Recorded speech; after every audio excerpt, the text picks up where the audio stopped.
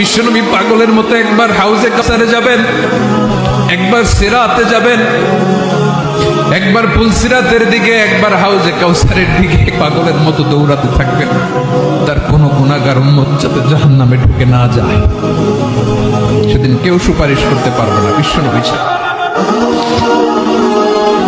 এজন্য ৫ নম্বর আল্লাহ বললেন, মান যাল্লাযী ইয়াশফাউ ইনদাহু ইল্লা বিইযনিহি।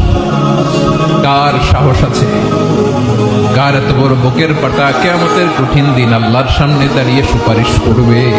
কারো ক্ষমতা, কারো ক্ষমতা নাই।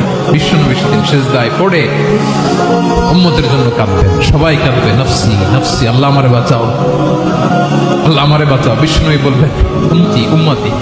বিশ্বনবী আমার জন্য কাঁদবেন, আপনার জন্য কাঁদবেন, আমাদের জন্য সেদিন কেঁদে কেঁদে জাহান্নামের দরজায় দাঁড়িয়ে আমাদেরকে টেনে টেনে জান্নাতে ঢুকাবেন।